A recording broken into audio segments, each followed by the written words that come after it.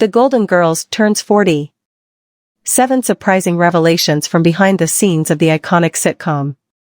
Television had never seen anything like it, 4 female friends living in a major city, frequently sitting around a table discussing their lives and loves over food, with a healthy dose of sex talk thrown into the mix. No, we're not talking about Sex and the City. More than a decade before Carrie Bradshaw and her besties first graced our screens, The Golden Girls, which premiered on NBC September 14, 1985, was the first beloved TV series to focus on 4 female friends. But here's the twist, our heroines were all played by actresses over 50. Bea Arthur was top billed as divorcee Dorothy Zbornak, who shared a house in Miami with widows Blanche Devereaux, Rue McClanahan, and Rose Nyland, Betty White, as well as her 80-something mother, Sophia Petrillo, Estelle Getty. There was no question that we had something wonderful. Tony Thomas, 76, who executive produced all 7 seasons with Paul Junger-Witt, recalls of the first table read with the actresses. It was like watching an all-star game. And it just got better every day. The Golden Girls was an immediate hit. There was a universality in the show, the series creator, Susan Harris, 84, says. It didn't depend on people being young or pretty, and people really identified with that.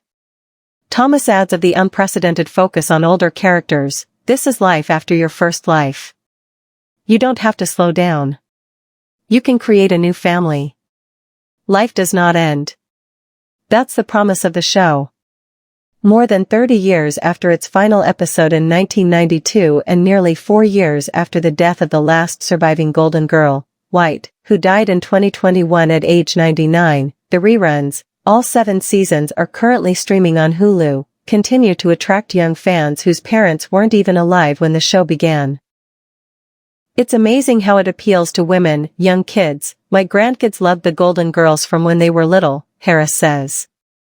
It presented real women in a real way. In celebration of the Golden Girls' 40th anniversary, which ABC News will mark with a 1-hour special this fall, here are some surprising revelations from behind the scenes. 01 of 07.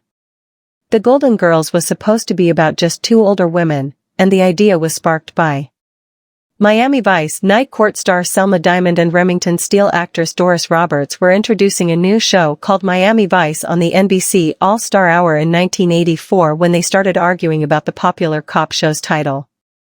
The banter gave 2 NBC executives an idea. Brandon Tartikoff and Warren Littlefield turned to each other and said, "There might be something in this kind of relationship with older women," says Thomas.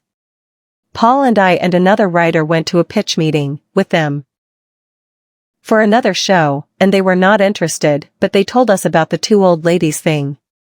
The writer who was with us said, "I don't write old people. So